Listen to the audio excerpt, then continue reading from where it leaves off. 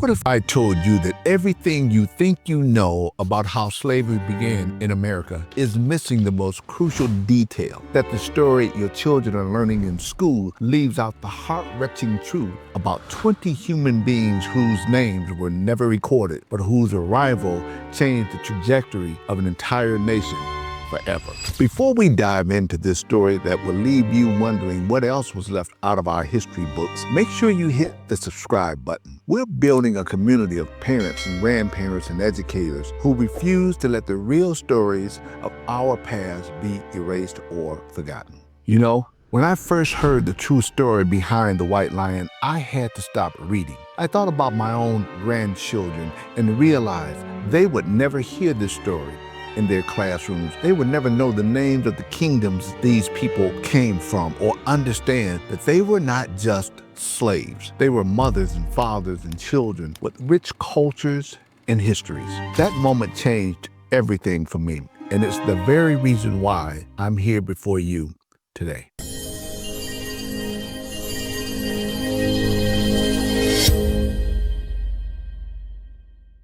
Picture this.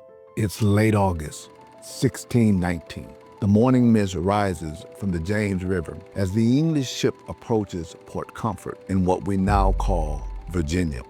This isn't just any ship arriving with supplies and hopeful colonists. This is the White Lion, and what happens next will echo through 4 centuries of American history. The arrival of the White Lion marked a tragic and foundational moment that most history books gloss over in a single paragraph or omit altogether. This English privateer ship brought with it its first recorded Africans to set foot on English North America, initiating centuries of chattel slavery and laying the roots for the enduring legacy of racial injustice in America. These 20 and odd Negroes, as they were referred to in a letter written by colonist John Rolfe, would change the social, economic, and political trajectory of the colonies forever. But here's what they don't tell you in school, and what your children and grandchildren need to understand. The White Lion was not a typical slave ship. It was an English privateer vessel operating under a Dutch letter of marque, essentially functioning as a legalized pirate ship.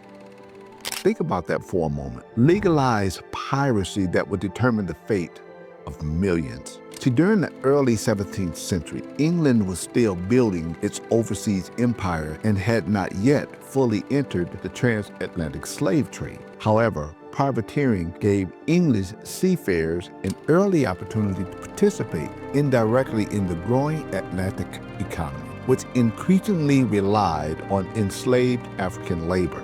The broader context for the White Lion's journey lies within the growing European competition over trade and colonial dominance, particularly in Africa and the Americas. Portugal and Spain dominated maritime powers at that time and developed an extensive network of slaving operations, transporting millions of Africans to work in sugar, tobacco, and silver-producing colonies. England, while not yet formally involved in slave trading on a large scale, often attacked or intercepted Iberian ships as a means of acquiring goods and captives without building its own infrastructure. Now, here's where this story almost becomes unbearable to tell, but we must, because these were real people with real names and real families and real dreams. The captives were loaded onto the Portuguese slave ship São João Bautista, the St. John the Baptist, which was bound for Veracruz in the Spanish colony of New Spain, what we now call Mexico. The São João Bautista carried approximately 350 Africans, many of whom had already faced weeks or months in holding forts, starvation, abuse, and exposure to disease, even before boarding the vessel. Conditions on board slave ships during the Middle Passage were horrific. Overcrowded holds, little ventilation, brutal treatment by the crew, and rampant disease led to death rates as high as 15 to 20%. For those who survived, the journey was one of spiritual and physical devastation. Before their arrival in Virginia, The enslaved Africans had already endured unimaginable suffering. These individuals were originally from the kingdom of Ndongo in present-day Angola, a region targeted by Portuguese slavers due to the ongoing conflict between the Ndongo people and Portuguese colonizers. Many Africans captured during these conflicts were forced on board slave ships at the port of Luanda, one of the busiest slave trading hubs on the African coast. During its voyage, the São João Bautista was intercepted by two English privateer ships, the White Lion and the Treasurer, off the coast of the Gulf of Mexico. In a brazen act of piracy, the privateers attacked the Portuguese ship and seized about 60 Africans between them. These captives were not rescued. They were simply stolen to be sold for profit in the English colonies. Now, let that sink in. In late August 1619, the White Lion arrived at Port Comfort, located at the mouth of the James River in the English colony of Virginia. It was here that the ship's captain, John Jope, negotiated the sale of 20 and odd Negroes to the colonial officials and wealthy planters. John Rolfe, a prominent planter and the widower of Pocahontas, described the event in a letter to the Virginia Company of London, writing, "About the latter end of August, a Dutch man of war of the burden of 160 tuns arrived at Port Comfort. The commander's name, Captain Jope.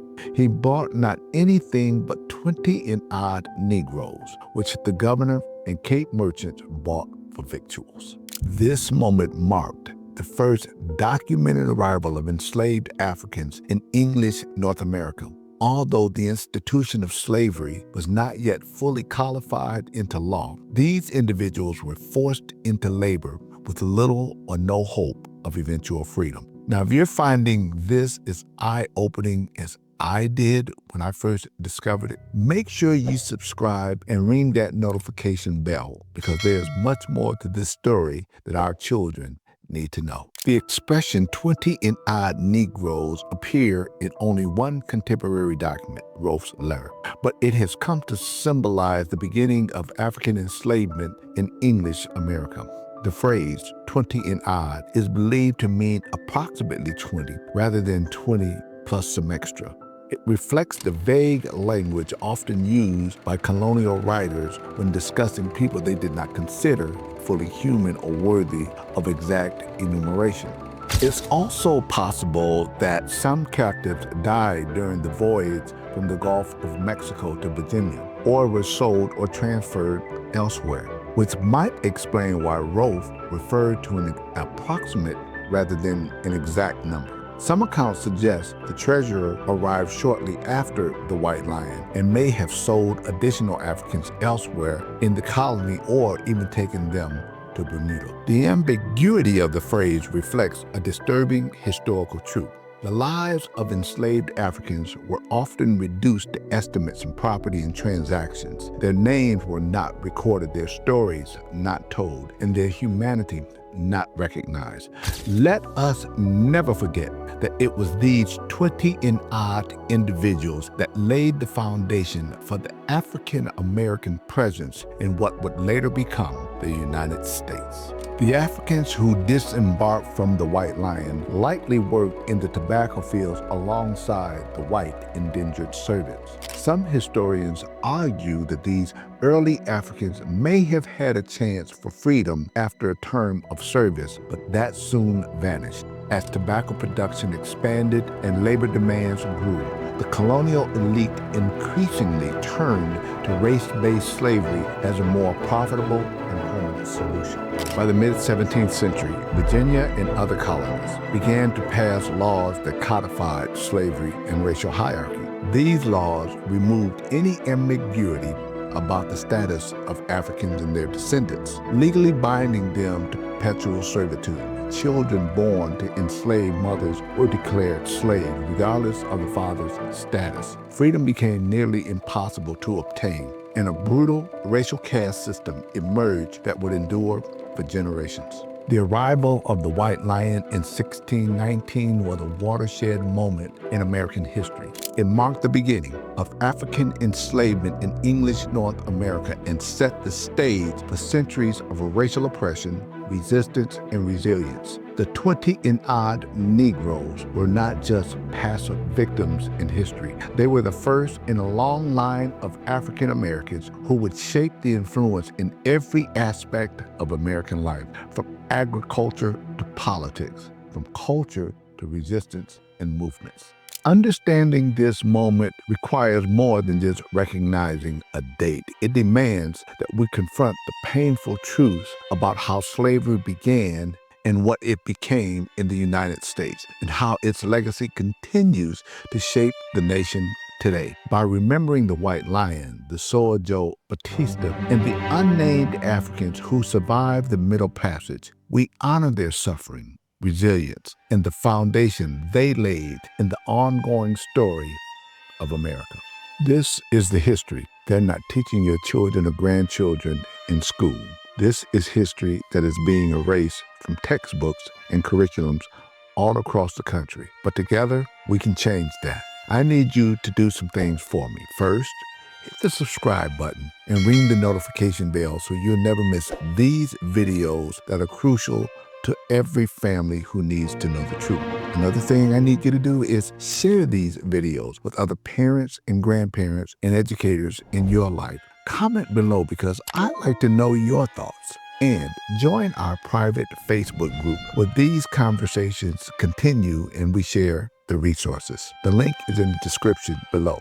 And speaking of resources, I recommend the book Before the Mayflower by Lerone Bennett. Check out our full Black History book library in the description below. These are the books that will give you and your family the complete picture that's missing in most classrooms.